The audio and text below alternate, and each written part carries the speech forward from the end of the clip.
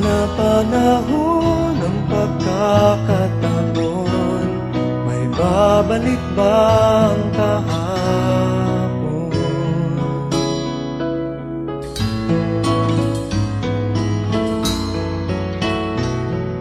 Natatandaan mo pa ba nang tayong dalawa'y unang magkita, panahon ng kamusmusan, sa piling ng mga bulaklak at halaman, doon tayo nagsimula mangarap at tulad.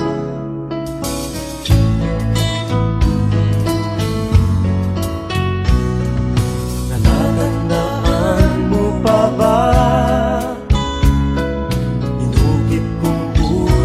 sa punong mangga at ang inalay kong gumamela, magkahawak kamay sa dalampasigan, malayang tulad ng mga ibon, ang gunita ng ating kahapon.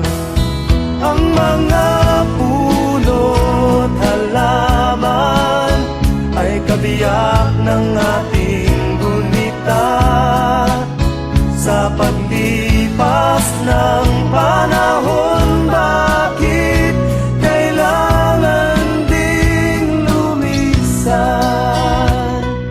Panapanahon ng pagkakataon, may babalik ba ang kahapon?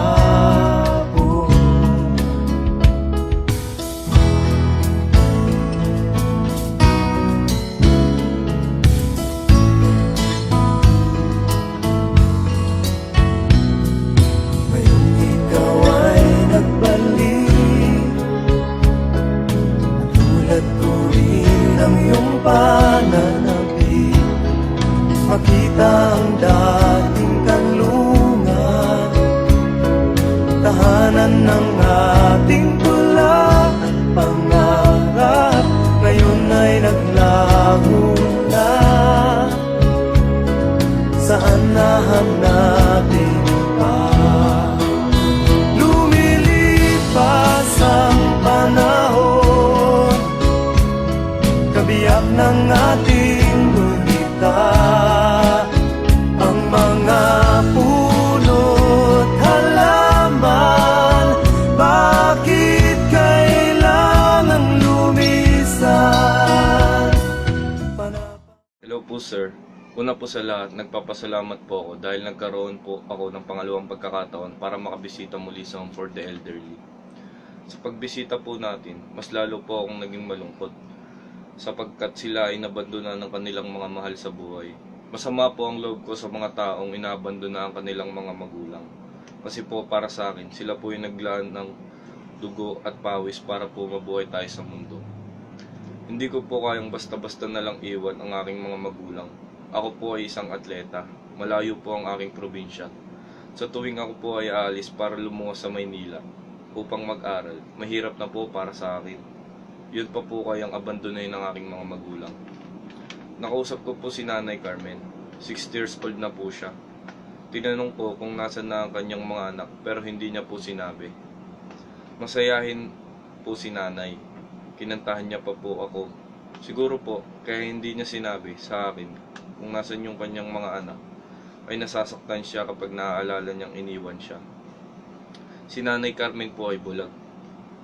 May katarata po siya sa right side ng kanyang mata at cancer naman po sa kaliwang mata. Doon po ako mas nalungkot kasi po nagkaroon po siya ng cancer sa kaliwang mata. Sinabi din po sa akin ni Nanay na ang kanyang ina ay nasa second floor daw po. Hindi naman po namin ito nakita kasi po hindi niya makikita kung sino po doon at saka wala po siyang binanggit na pangalan. Sa pagbisita po sa kanila, mas naging napamahal po ako sa aking mga magulang at hindi ko sila papabayaan at iiwan tulad ng ginawa sa kanila. Masaya at malungkot po. Masaya kasi nakasama po namin sila, napangiti, napatawa at nagkantahan pa po. Malungkot po kasi inabandon na sila ng kanilang mga anak. Sana po ay tuloy-tuloy pa po ang ganitong gawain. Dahil po nakakatulong po tayo sa kanila upang maging masaya ulit. Thank you po, sir. Sabi ko po, sa naging experience ko dun sa may Hornet ay masaya, very enlightening. Kasi wala po talaga akong ganun na strong attachment sa parents, sa grandparents ko. We've never been that really close. Pero simula po nung pumunta ako dun sa Yornet, nung nakita ko yung nung mga inabando ng mga lola, nalungkot ako kasi I imagine myself if I were in their position, kung ako yung iniwan ng gano'n ng pamilya ko. Sobrang hirap, sobrang sakit. And especially, ang saya din sa feeling nung makita mo na napapangiti mo yung kahit hindi lahat, kahit yung iba. Pero alam mo naman deep inside, kahit may mga cranky old woman, kahit may mga bugnutin na ibang matatanda, alam mo naman na-appreciate nila deep inside kasi syempre bihira lang yung mga bumisita sa kanila. And most importantly, i-share ko lang yung dalawang lola na nakausap ko. Yung isa isa professor siya sa conservative music. Ang galing, grabe sir. Parang imagine ko, after everything she did, education, ganyan, inaral niya, mga taong na-touch niyang lives. Pero in the end, iiwanan lang siya ng pamilya niya. Parang ang harsh. She did everything for her family. Pero, yun din na-realize ko dapat kahit may pamilya ka na, you should always be there. Parang sa kanila pa rin yung priority mo. Parang, never ka dapat mawala ng oras sa kanila. Kasi baka in time, sila naman mawalan ng oras sa'yo at mawalan ka naman ng halaga sa kanila. So, ayun, ang ganda ng mga advice din na sinabi nila sa akin. Very, very, nakaka-inspire. Kasi nag-share din ako ng thoughts ko on how I was glad meeting them. Tapos, natuwa din ako kasi, ayun nga, nagpa-love advice kasi ako.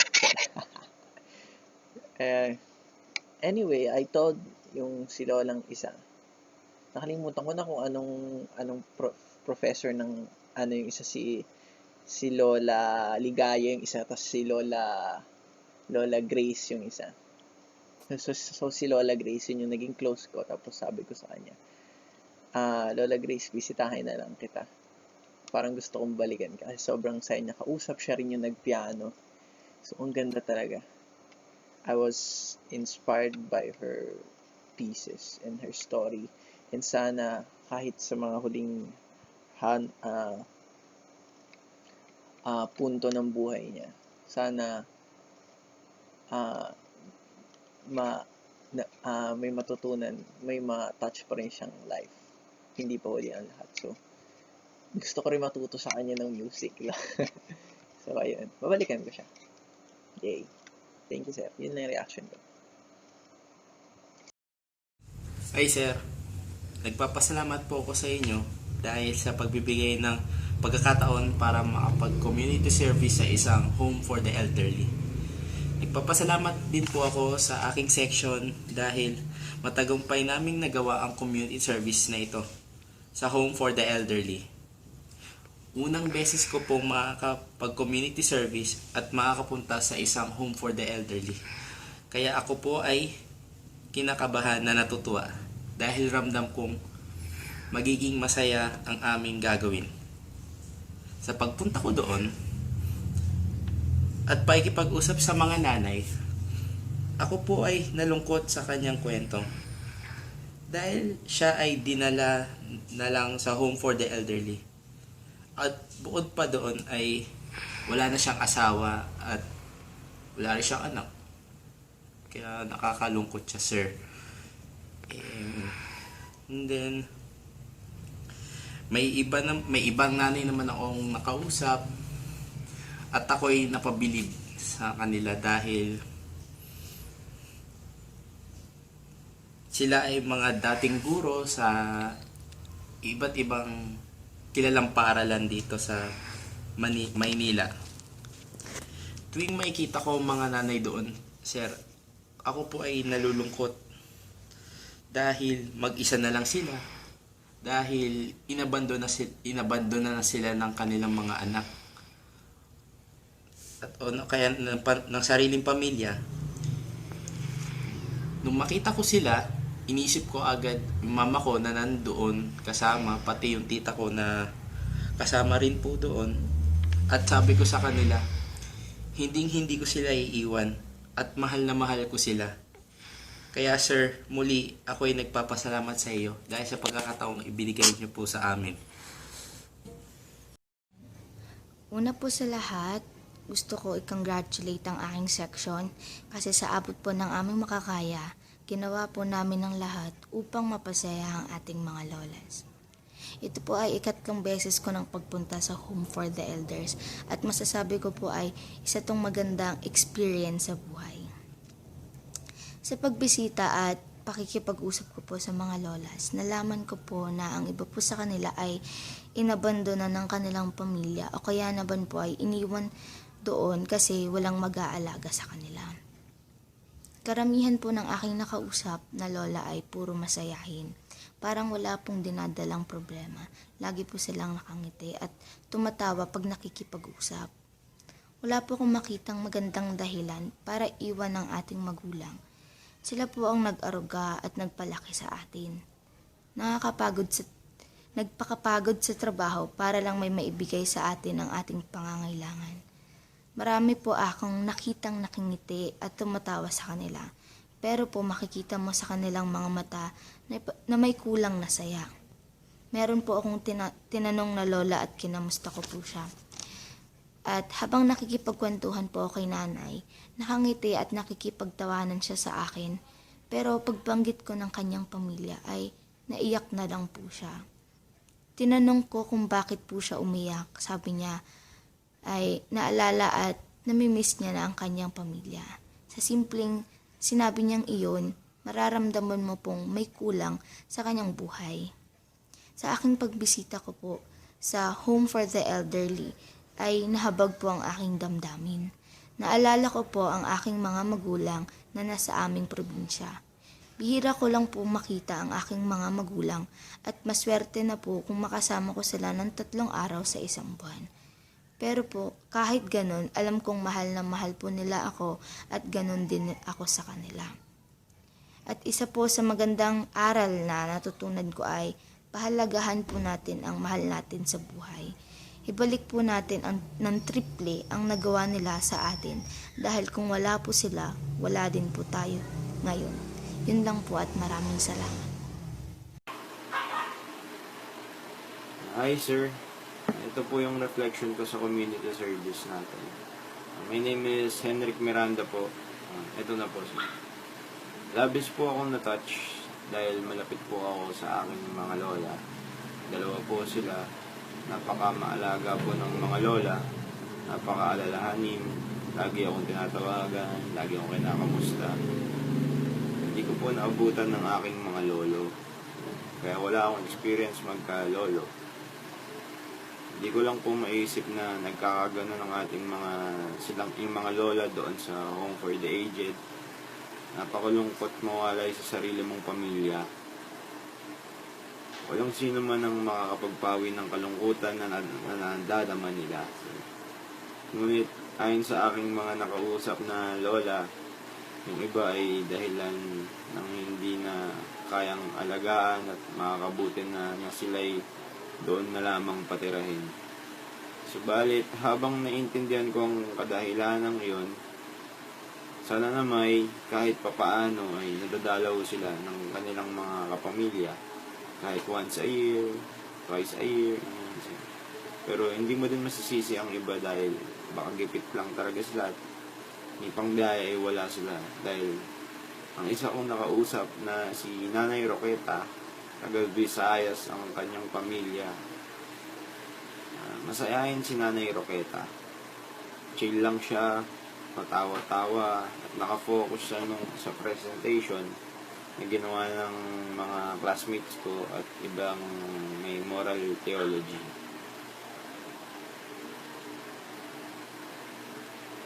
Tawag ko na yung ginawa niya.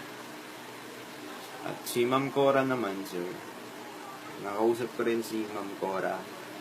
Yung parang, kala ko po siya yung parang doon siya nagtatrabaho, yung pala, andun din siya.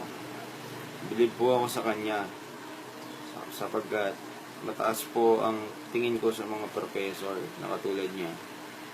Natapos po niya yung masteral degree niya, nag-doctorate siya, pero hindi niya kinapos. Kasi sabi niya, nag-master siya ng religious studies, pero konti na lang matatapos na dapat yung doctorate niya. Yun, naging theology professor siya. At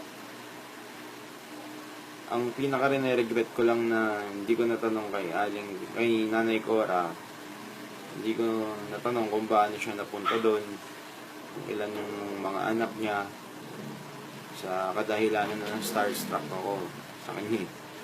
Kasi professor siya nag-master at tapos nag-doctorate, tapos 15 years ata siyang nagturo sa Dominican College, sa UE, Dominican College and UE. Hindi ko na, pero siguro sana pag nakagraduate na, magkaroon ako ng panahon at makabalik at itanong ko sa kanya ang mga hindi ko nakayang itanong. Yun sir, that's all po. Thank you po sa isang sem sa inyo dahil naging isa kayong magaling na tagapagpayo. Marami akong natutunan sa subject nyong moral theology. Dahil bagay siya sa akin kasi 21 na ako compare sa iba kong mga kaklasmates doon, 17 pa lang ako, sila 16. Naintindihan ko lahat ng kwento niya sa classroom, sir. Saktong-sakto lang sa akin. Napakasaya niyo po magturo. Sulit po yung tuition fee na binayad ko.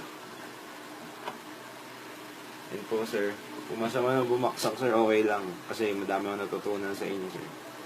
Thank you po, sir. Saludo ko sa inyo, sir. Thank you. 3, 2, 1, rolling.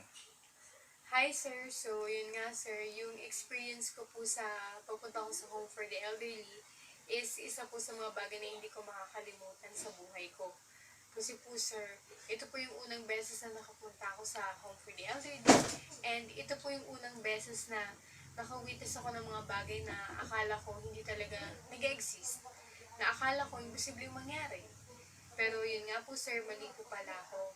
Talagang may mga anak na pagkatapos silang alagaan, lakihin, alugayin ng kanilang mga magulang, dito lang pala nila naisip po dahil mga magulang nila sa isang institusyon na may kakayahang ibigay ang kalinga na hanap ng kanilang mga magulang na dapat in the first place, sila po ang nagpupuno ng mga ito. Pero gayon pa man sir, alam ko na may mga mabibigat at iba't ibang dahilan ang mga anak nila kung bakit sila inilalagay sa isang institusyon na katulad ng St. Therese Journey at Home for the Elderly. At nare-respeto ko po yun, sir. Tulad nga po ni Nanay Luisa, 81 years old na po siya, at according po sa kanya, 3 years na daw po siya doon sa Home for the Elderly. At tinanong ko po siya tungkol sa anak niya at sinagot niya naman po ito ng bukal sa puso niya. Meron po nag-iisang unika iya si Nanay Luisa. Businesswoman po yung anak niya. Napagtapos niya po ang kanyang anak sa kursong marketing. Bagay na hindi nagawa ni nanay nung nag-aaral pa lang po siya. May sariling pamilya na po ang kanyang anak at nagtatrabaho po ito sa isang company.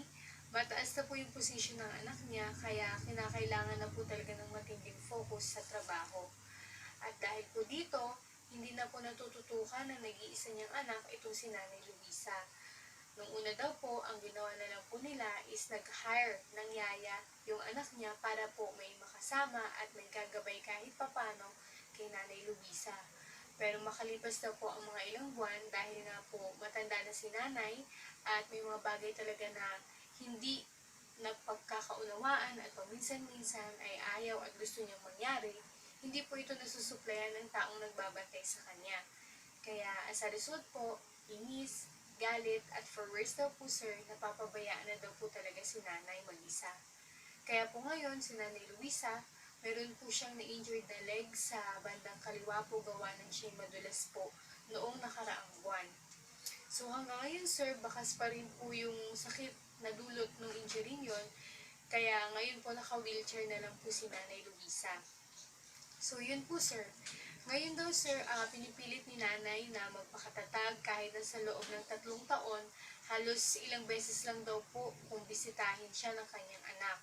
Meron pa nga daw pong pagkakataon na sa loob ng 1 buwan, 2 buwan, 3 buwan, kahit alino daw po ng kanyang anak, hindi niya daw po nasilayan.